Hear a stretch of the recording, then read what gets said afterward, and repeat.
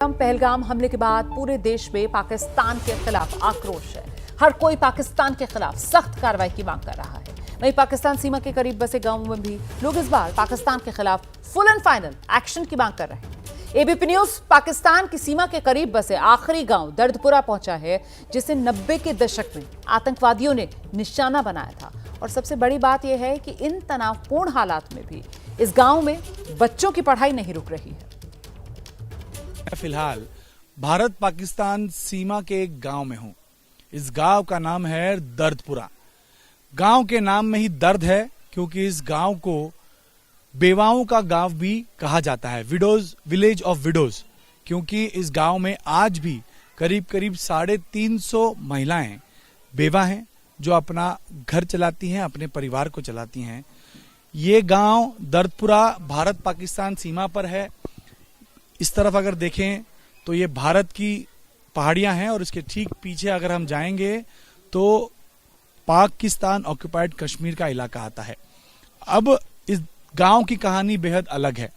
जैसा मैं बता रहा हूं कि 1990 में जब मिलिटेंसी शुरू हुई थी, उस समय यहां के पुरुषों को निशाना बनाया गया था।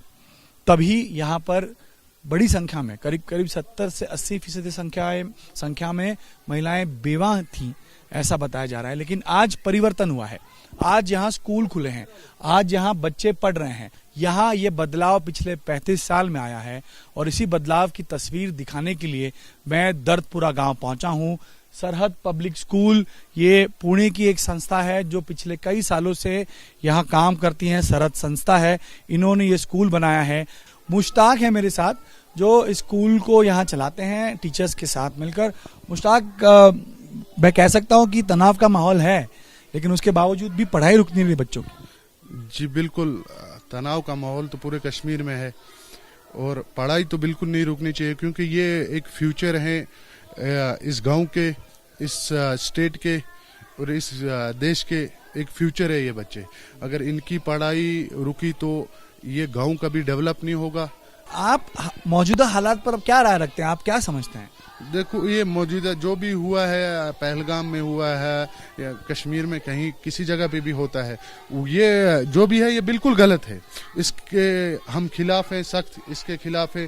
हम इसका प्रोटेस्ट करते हैं कि ये होना नहीं चाहिए और ये होने से हमारे कश्मीर का भी बहुत सारा नुकसान होता है। हमें ये कहने की जरूरत नहीं पड़नी चाहिए कि वी आर इंडियन। बिल्कुल, क्या हमें लोग मानने चाहिए कि भाई ये लोग भी हमारे हैं। जो भी हमारे ये गांव के बच्चे हैं या कोई भी है, इनसे किसी से भी पूछोगे ये बोलेंगे हम आखिरी सांस तक इंडिया के साथ हैं। बेटा, आपका नाम क्या है? तालिब अहमद मीर। मीर साहब, आप बताइए कि कैसा लग रहा है आपको? थोड़ा डरते हैं आप स्कूल आने से अभी कि नहीं डरते हैं? क्योंकि कहते हैं कि लोग भारत और पाकिस्तान के बीच में जंग हो सकती है। जी डर लगता है। तो स्कूल आना चाहते हैं आप? जी जी। आप 4th में पढ़ते हैं? जी। तो अभी स्कूल चलता है, अगर स्कूल बंद हो गया तो बुरा लगता है या कैसा लगता है? बुरा लगता है। देश की सेवा करना चाहते हैं, इसी वजह से हम इंडियन आर्मी में बनना चाहते हैं, क्योंकि हमारा देश सबसे आगे होना चाहिए। देश सबसे आगे होना चाहिए। आप बताइए बेटा, आप भी इंडियन आर्मी में जाना चाहते हैं? कह रहे थे जी। क्या बनना चाहते हैं? कमांडो। और क्यों बनना चाहते हैं? अपनी देश की सेवा करने के लिए।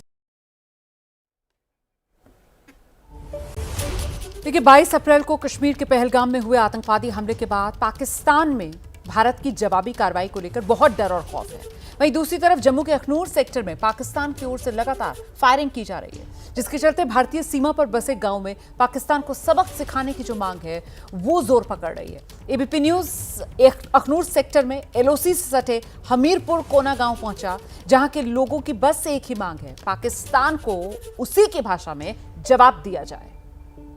22 अप्रैल को जम्मू कश्मीर के पहलगाम में हुए आतंकी हमले के बाद भारत और पाकिस्तान में लगातार स्थितियां बदल रही हैं।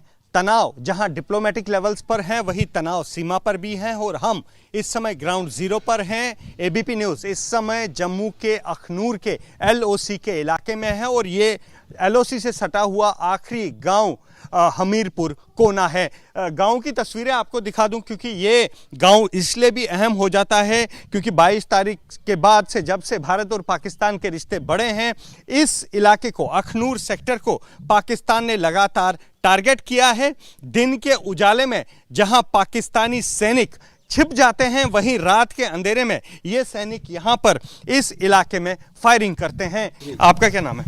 नमस्कार सर, मैं गौरव सिंह। गौरव सिंह जी, आप यहाँ पर हमीरपुर कोना, ये आखिरी गांव है।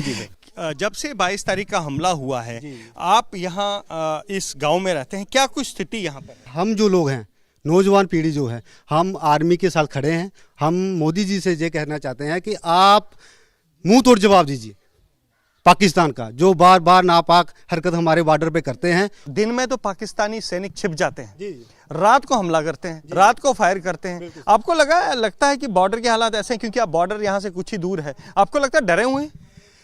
बिल्कुल सर, बिल्कुल। जो पाकिस्तानी, जो हमारे पाकिस्तानी पोस्टें हैं, पहले तो उन्होंने अपना झंडा लगाया था ऊपर, कल से परसों से उन्होंने अपना झंडा भी उतार दिया है। और ये लोग जो रात को फायरिंग करते हैं, छुप छुप कर फायरिंग कर रहे हैं, साफ लग रहा है कि पाकिस्तान बुरी तरह से डरा हुआ है।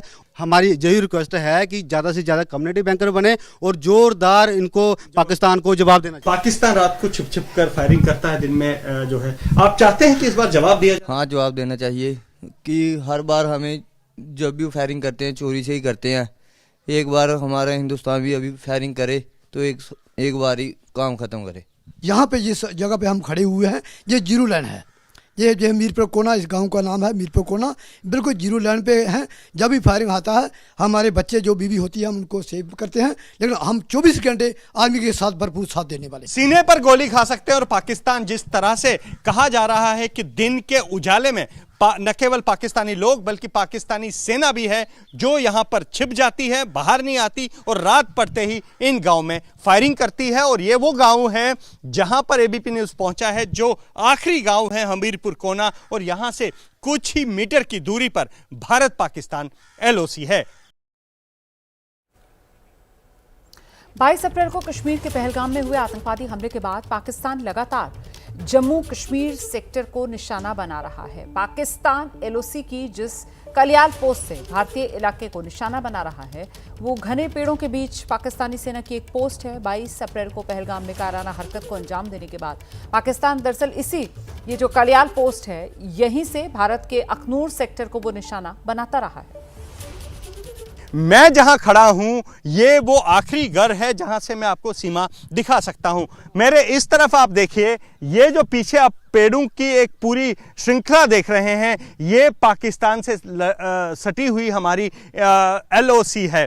यहाँ पर जो गांव सामने है वो पाकिस्तान का कलियाल गांव है, और इसी कलियाल गांव से पाकिस्तान लगातार फायर कर रहा है और छोटे हथियारों से फायर करके हमारे यहाँ गांव को निशाना बना रहा है। सुभाष सिंह जी, हम जहाँ खड़े हैं, यहाँ से हम एलओसी और इंटरनेशनल बॉर्डर दोनों देख सकते हैं। हाँ जी, हाँ, आप देख सकते हैं सामने जो हमारा एक पोस्ट पड़ता है, ये है देवरा पाकिस्तान का, जहाँ सामने से फायर आता है। इसके नीचे हमारी नदी पड़ती है, वहाँ हमारा एक पोस्ट है, चुनाव पोस्ट उसको बोलते हैं। उसके साथ ही नीचे कलियाल है, तो कलियाल के सामने हमारी पोस्ट पड़ती है, बीच में आगे एक। तो जब से 22 तारीख हुआ है, आपको लगता है पाकिस्तान डरा हुआ है, लगातार फायर कर रहा है? वो तो हम देख रहे हैं टीवी में, तो सब कुछ बता रहे हैं, डरा हुआ है, ये है वो है, कुछ जर्नल के ऊपर भी बातें उसकी निकल रही हैं। पर हमारे इधर लोग इतने डरे हुए नहीं है जितने वो डरे हुए हैं। आपकी उम्र कितनी है? 95 साल। 95 साल। हाँ जी। 95 साल की उम्र में आप यहाँ खड़े हो, डर नहीं लग रहा? ना, हम डरते नहीं है ना। हमें 47 से लेकर आज तक मैं इधर रहा हूँ। अब जो इस तरह के हालात बने हुए हैं जम्मू कश्मीर में, आप क्या समझते हैं, जवाब दे देना चाहिए? जवाब नहीं देना चाहिए इनको, वो करारा जवाब दे। आइंदा के लिए ये हमारे हिंदुस्तान की तरफ आंख उठाकर ना देखे। अगर युद्ध जैसी स्थिति बनती है, आप निकलेंगे यहीं रहेंगे? क्या निकले, क्यों निकले? हम उन फौज जवानों की मदद करेंगे, उनको रास्ता दिखाएंगे। हमें भी 3-4 लड़ाई देखी है, करगिल की भी देखी है, बाठ की भी देखी, चाइना की भी देखी है, फिर सन 65 की भी देखी है, 71 की भी देखी है। अभी बीच में भी जो छेड़ाखानी करते रहते हैं, वो भी सब कुछ देखा है। बस छोटे से ब्रेक के लिए यहाँ पर रुक रहे हैं, फौरन लौट रहे हैं। लक्ष्य 2047, संकल्प विकसित भारत। मंच होगा एबीपी नेटवर्क का, जहां प्रधानमंत्री नरेंद्र मोदी देंगे विजन और देश दुनिया के थिंक टैंक करेंगे मंथन। जुड़िए, वहां भविष्य बुना जा रहा है जहां। देखिए एबीपी नेटवर्क इंडिया 2047 समिट।